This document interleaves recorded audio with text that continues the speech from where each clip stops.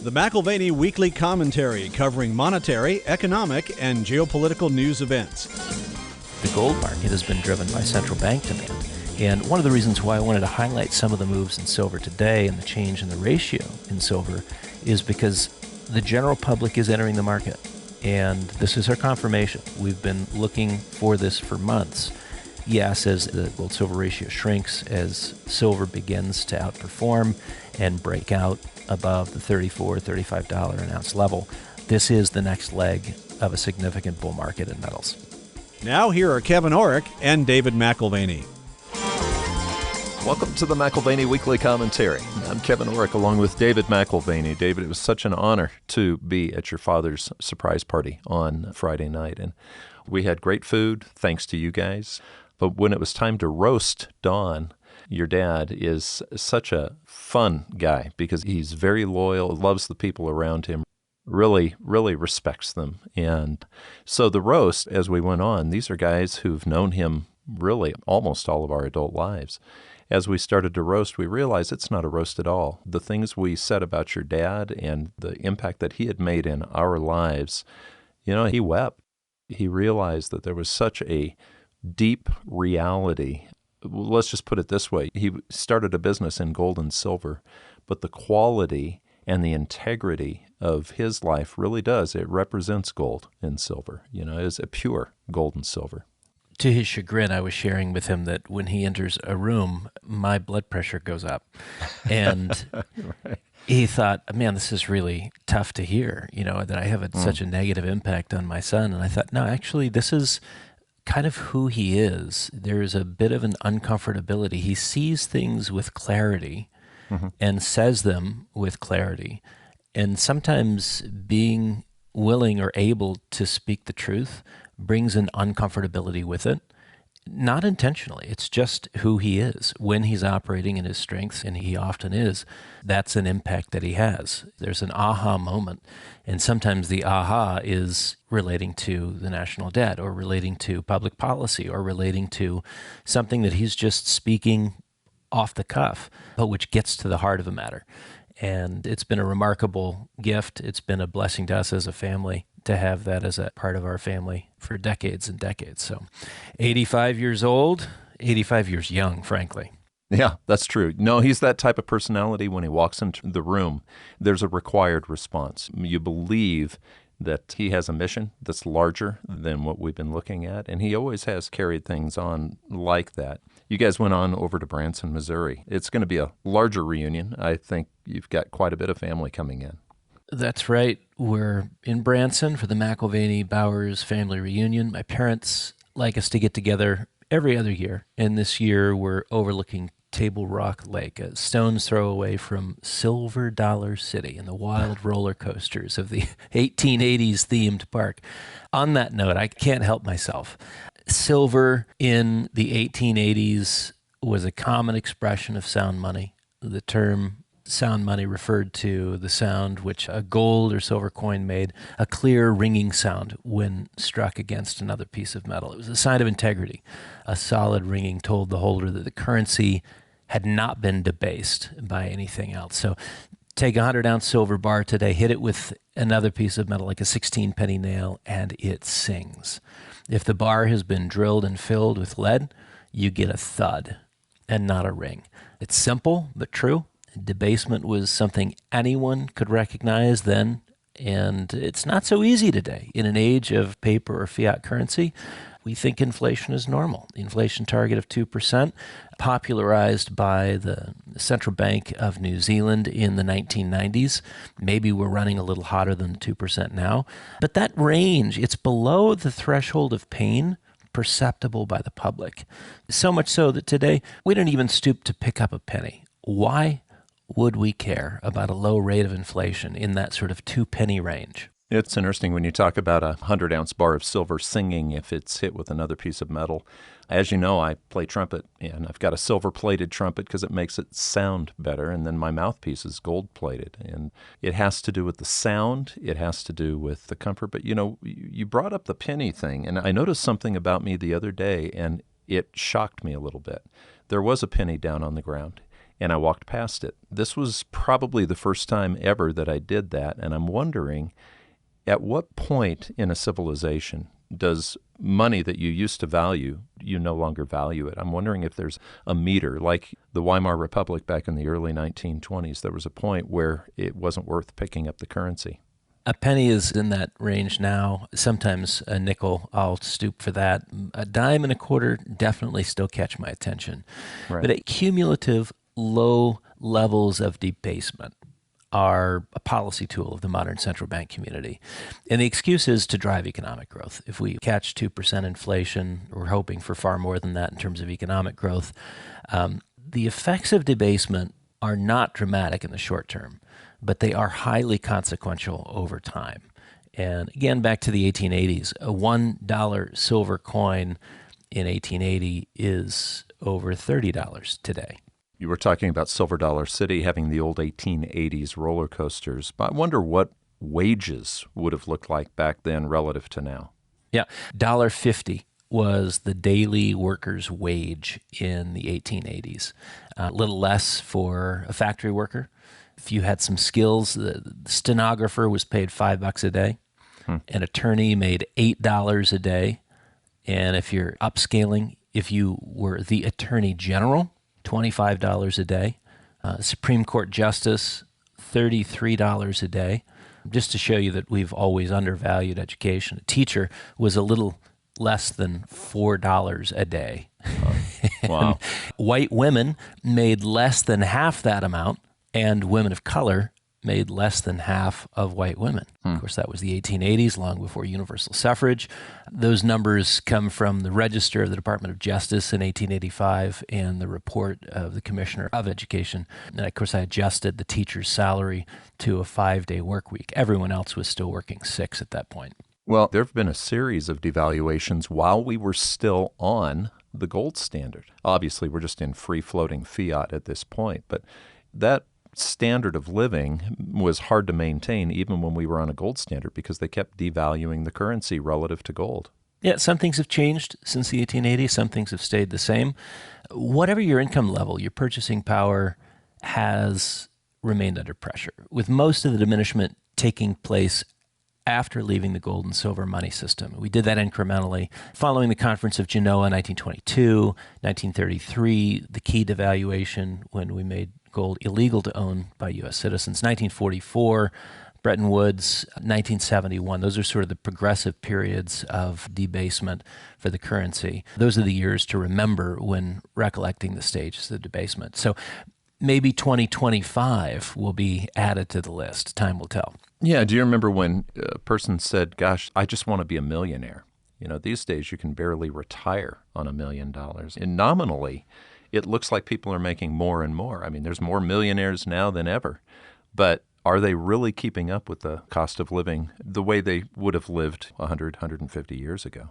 Well, this is where something as basic as gold and silver, they tell the true story. In nominal terms, it looks like we've made huge improvements. Yeah, Supreme Court justice making $317,000 a year at present, a lot better than $10,000 a year back then, 48 times better when you consider the 5-day work week in the current environment versus 6 days back in the 1880s.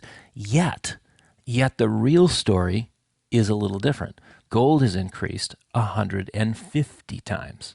Silver 35 times at today's gold-silver ratio, 91 to 1. And of course, we still had the statutory rate of 15 to 1, which is what it was. That was established by the Coinage Act of 1792. Silver would be over 200 times the old value. So in real inflation-adjusted terms, everyone from the Supreme Court justice to the factory worker is making less, not more. And again, this is sort of the deception, if you will, of fiat or paper money. Inflation as a policy tool is subtly deceptive. Let me ask you, the 15 to 1 ratio, oftentimes we talk to our clients about ratios relative to gold and silver. Was 15 to 1 ever realistic, or did that always have to be held by mandate? Yeah, there's different ratios, if you look back through time, Kevin, I mean, we had during the Middle Ages between 9 and 12 to 1.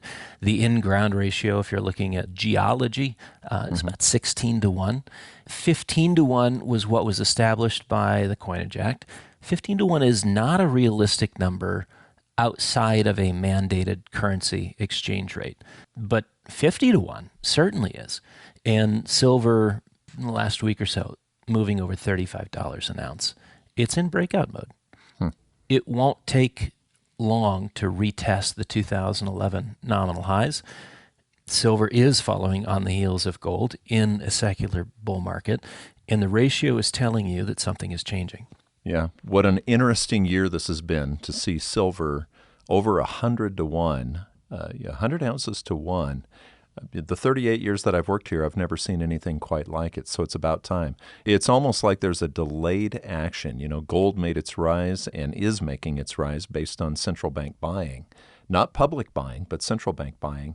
And it sort of left silver in the back room for a little while. But at this point, you're saying we're in breakout mode. Yeah, the ratio has been too high for all of 2025. And we've argued that a shift in the ratio to lower numbers would serve as a confirmation of the metals bull market. And critically, a sign of the Western investor stepping back into the metals market. So the ratio has moved from 101 to 91 in 10 days. The ratio is starting to signal something. Again, the April high was 107. So we're coming off of those highs. And just for historical reference, 600 months, if you're looking over a 40 or 50-year period, only 1.8% of the time has silver been over 100 to 1. So this is the rarefied air. Leaving it, we're moving into the more common space of much lower numbers, which is to say silver moving into outperformance mode relative to gold. And we're seeing not just in silver. I mean, we're starting to see platinum and copper. So is this the industrial side of silver that we're watching as well? Yep, this is where things are certainly tricky as we consider the tariffs and whatnot. Silver is doing what it often does, play rapid catch-up to a move in gold. That it is supported by the industrial commodities, other industrial commodities, is very intriguing. Platinum, copper. We remain unclear what the Trump tariffs will translate to in terms of global GDP growth. Last week's report from the OECD, they're in the process of reducing their 2025 GDP growth expectations globally. Ultimately, what will the demand be for industrial commodities? That remains to be seen. But price action is telling us something. In this cycle, our best guess is that the gold-silver ratio contracts to between 65 and 75, which implies a $44 to $51 price range. Of course, we're assuming a more or less stable gold price. But those price levels, that's the retest of the 2011 highs. I know you like to look at something relative to something real. So in other words, acres of land relative to gold or ounces of silver relative to gold. But if you look at the nominal value, you were just talking about a Supreme Court justice makes over $300,000 a year, yet he's not making as much as he was when he was just making much, much less than that because of the nominal value. So how much are both metals up this year? We've had a really good year so far in the metals. Right, over 25% year to date. And the companies that mine them, twice that year to date. Of course, there's some differentiated performance depending on the quality of assets and management and jurisdiction and things like that. The Morgan silver dollar and the $20 gold piece, those were the coins of the realm. The U.S. dollar, as often been said, is our currency, and it is the world's problem. But from a historical perspective, again, coming back to the nominal versus relative values, it's our problem as well. So the teacher in 1880, if you calculate the annual pay, it's roughly 40 ounces of gold a year. And the Supreme Court justice, 500 ounces a year. If they were paid in gold today, again, translated to current dollars, the teacher would make $133,000. The chief justice would make close to $1.7 million. So time and inflation are problematic. Again, we like to say the U.S. dollar is our currency, but it's the world's problem. But it's very much our problem as well. The teacher is making 30 to 50% of what they did in 1880. The Supreme Court justice is making just 19% of what they were paid under the gold standard. Nominal values are, in that sense, deceiving. So what do you say to the person who says, yes, but we're moving to a new currency system, a digital currency system, what they call a stable currency? That's the name they're using. Yeah, well, the irony is in the name. The irony is in talking about adopting and expanding the use of a digital version of the dollar, and they like to call them stablecoins. The irony in their value is tied to the mighty buck, right? So what is the value of a stablecoin? It's worth $1. And as we've seen, it's inherently unstable over time. So to call it a stable coin is a bit of a joke. A digital iteration doesn't change the fact that the underlying instrument has an integrity issue. It is inherently unsound. One of the things that people who are really pushing the digital currency side of things do is they say, hey, you guys are just behind the curve. You need to catch up with us. We're the geniuses here. And isn't it interesting that the Genius Act, literally, they call it the Genius Act when it comes to this digital currency? Right. Anytime legislation is named something that is that provocative. The Patriot Act, you've got to be for it or you're not a patriot. The Genius Act, you've got to be for it or you're an idiot, right? I mean, there's like right. an implicit get on board, this is where we're going. So on deck, the also ironic Genius Act, which stands for Guiding and Establishing National Innovation for U.S. Stablecoins. And if it's passed... Genius, yes. Right. It's argued that it will bring the U.S. dollar and the Treasury market into the 21st century. You can count me skeptical. Yeah. For those that have spent a minute studying postmodernism, this is the monetary expression of postmodernism at its finest. A new dollar to do the work of the old dollar, a cryptographical reflection of a fiat dollar. You know, something that doesn't have any intrinsic value, and now we've got some sort of cryptographic version of it. I mean, it's need a labyrinth of mirrors for excitement and intrigue. Stablecoins provide it. Genius? We'll see about that. Maybe call me an idiot, but I'll take that Morgan silver dollar any day from a digital version of a stable coin connected to a fiat dollar. I'd prefer to be paid in $20 gold pieces, frankly. You can keep your silver. I like the gold. No, I mean, arguably, silver is intriguing with the ratio moving into outperformance mode. But stable coins will, in theory, hold the value of a dollar. It's the dollar, the question of what the dollar's value will be, which is the bigger issue. So whether the dollar will hold its own is the separate and debatable issue. So a new currency, new payment systems, I wouldn't hold your breath. But the Trump administration, or really we should say the Trump family, is eager to make a buck, even as they may add to the breaking of the buck. And that's the final irony. There's some challenges to the whole notion of cryptocurrencies, which are just related to technology. And this is something that we've harped on for years. Change is the constant with technology. One innovation is cannibalized by the next.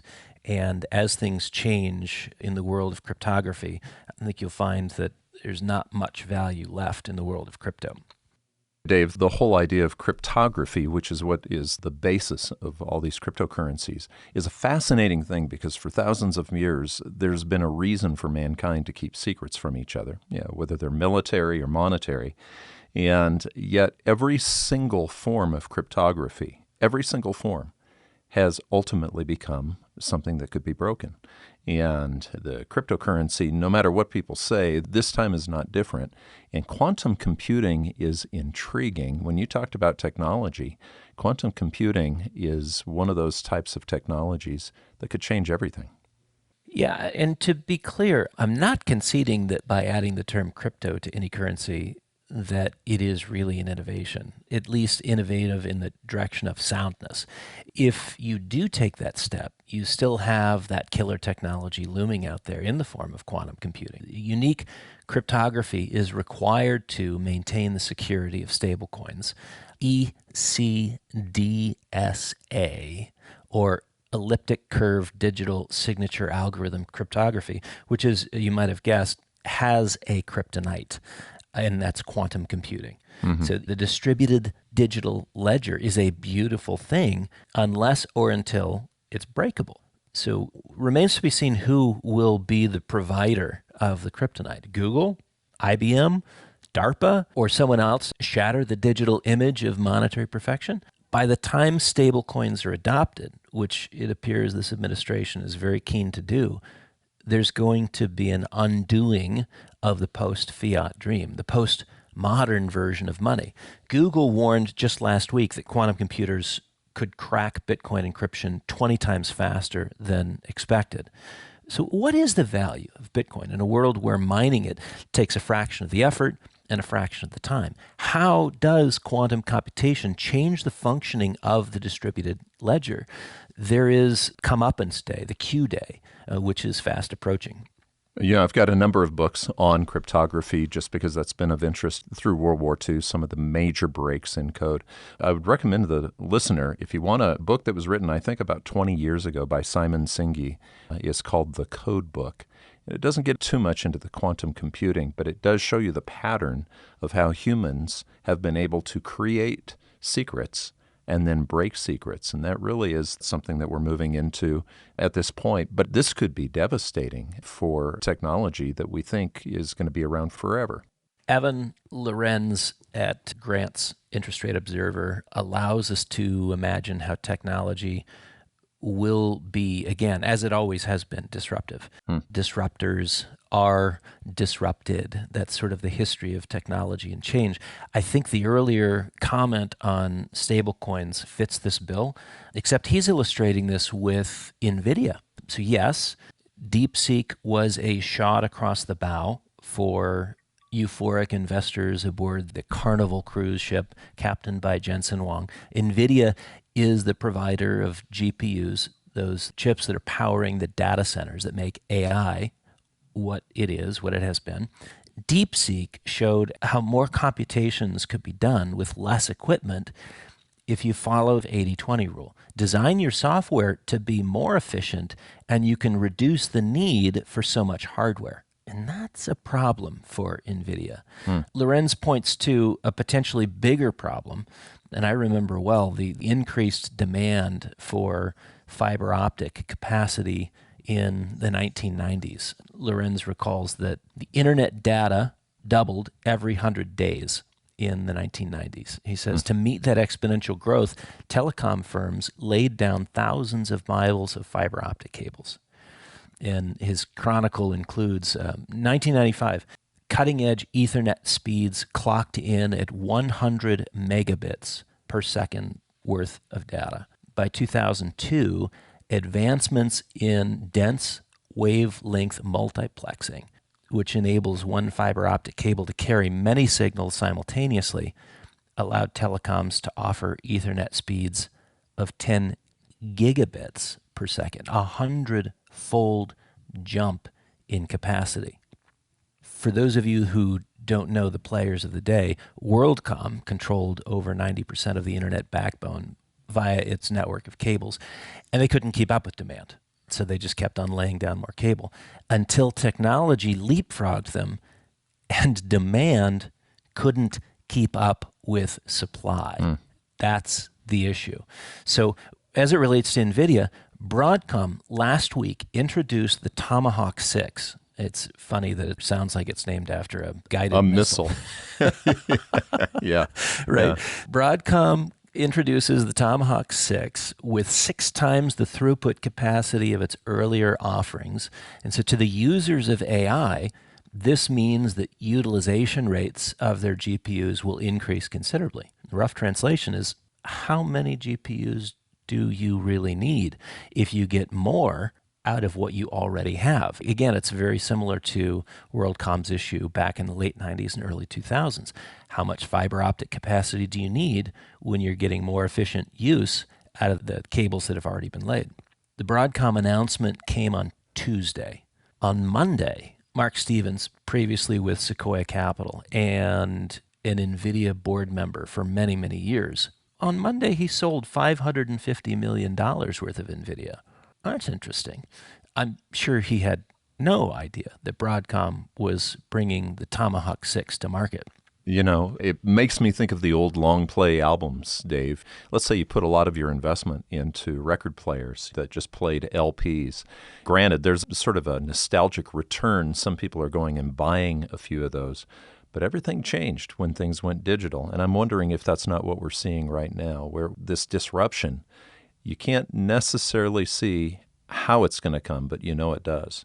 I remember the WorldCom overcapacity sort of leading to unused dark fiber very well. My wife's family had an exclusive contract to provide fiber to Southwestern Bell, and they had to carry the inventory and provide it just in time. So go back to 2001, WorldCom imploded, as did demand for fiber optic cable. Overcapacity is a macro concern, and for this family-owned business, unsellable inventory is a micro consideration. But extinction events are real, whether they're at the macro or micro level, and I recommend avoiding them if you can. So back to Lorenz, he says that NVIDIA is making faster GPUs. Broadcom is making chipsets that enable those GPUs to have higher runtimes. And new AI models like DeepSeek are requiring fewer GPUs to shine. There's an important point in Grant's piece, Kevin. It's the bottom line, if you will. Revolutions eat their own. Speaking of eating your own, okay, we're talking about technological revolutions. Yeah, a lot of people would think that the Trump administration is a revolution. But speaking of eating your own, we need to talk politics just a little bit here, Dave. Well, clearly the drama of last week was between two of the most powerful figures in the world, between Musk, the most moneyed man of all time, the wealthiest individual on the planet, and perhaps the most powerful man in the world, Donald Trump. As I mentioned, we are here in Missouri with family. My brother-in-law was in the state legislature in Idaho years ago, and he spent every waking hour reading proposed legislation. And his colleagues were puzzled by that. None of them read what they voted on. And he was the exception to the rule. Too many pages, too many bills, not enough hours in the day. And I remember at the time him telling me that it was burning the candle at both ends to get everything read to be ready for a vote. By the way, the volumes at the state level are a fraction of what is pushed through in D.C. So what are they forced to do? Read the summary that staffers put together. That has to suffice. And yet, devil's in the details. Okay, this detailed devil that you're talking about, granted, you've got these two powerful men who are at odds with each other. Do you think most or any of the people in Washington have read the big, beautiful bill? And I think this is where we find a key difference between the two. One is leaning on principle, the other on sheer pragmatism. In the big, beautiful bill, I think the devil is in the 1,000 pages. No one read. How can the House or the Senate be thought of as representing the voice of the people when they're voting blind on proposed legislation? We, the people, are subject to the laws of the land once they're passed. Yet, not even our legislators know what they're creating as the law of the land. And Mike Johnson was very vocal. He told us, I'll tell you what, do not doubt, don't second guess, and do not challenge the President of the United States, Donald Trump. He is the leader of the party. He's the most consequential figure of our time. As I thought about that quote, there was one question. Mike, did you read the bill? And in fact, he might have been the only one that did. You have a usual 72-hour allowance once the bills are published to be read before they're voted on. The usual 72-hour allowance was circumvented by the Speaker's use of what's called a manager's amendment. No one knew what was in the bill prior to voting on it. So, wow. Yeah, and this is coming back to unsound money. This is what I would consider to be unsound legislation. It's as bad as unsound money because you have far-reaching implications borne by future generations because of a present tense expedience. What is the job description of the Senate and the House? Does it not include knowing the details of what you're putting into law? And if so, I think we could rightly look at their job description and say they haven't done their jobs. Don't doubt. Don't second guess. these kinds of insinuations of just go along to get along, I'm liking the idea of a third party. So in the 1880s, a senator was paid $5,000 a year, and they might have been worth it. At $174,000 a year today, I don't think they're worth a fraction of that. There are 6,771 bills and resolutions currently before Congress. How many pages? I have no idea. Dave, we've got several guests coming on over the next month, and the culmination of the pages of the books that we need to read, or I need to read before we interview them, is a little over 1,000 pages. And it's going to take me, that 72 hours that they give the legislators, even if they didn't have that mandate, what was it called? The manager's amendment? Yep. Even if that wasn't the case, I mean, it's going to take an awful lot of time to read these books. Now, they're interesting. I can't imagine a bill being interesting. But the sad thing is, I mean, when you talked about a third party, if the two parties that we have now don't read the bills that they pass, we better have one. I'd like your brother-in-law to be part of that. Well, you know, the sanctions that we are putting against a number of countries and considering re-upping, the tariffs which are in place, maybe they're out of place 10 different times between now and the end of the month. The on and off is kind of a constant thing now. We want to look at more of the details there and the implications of the sort of the financial choke points which the Trump administration is exercising, both through the State Department and the Treasury. And we'll have a couple of guests on to look at both sanctions policy as well as sort of strategic choke points. We used to think of choke points as geographic in nature, whether it was the Straits of Malacca or the Suez Canal. These are more financial choke points, and they tie directly into our sanctions regimes. And this is the way in which we are exercising our power in the world today. And it's one of the reasons why global central banks are looking for greater distance from the dollar, greater distance from the treasury market, greater autonomy from the controls that we're trying to put upon them. And it is one of the things that has driven the gold market to date. We've talked about this sort of ad nauseum, that the gold market has been driven by central bank demand. And one of the reasons why I wanted to highlight some of the moves in silver today and the change in the ratio in silver is because the general public is entering the market. And this is our confirmation. We've been looking for this for months.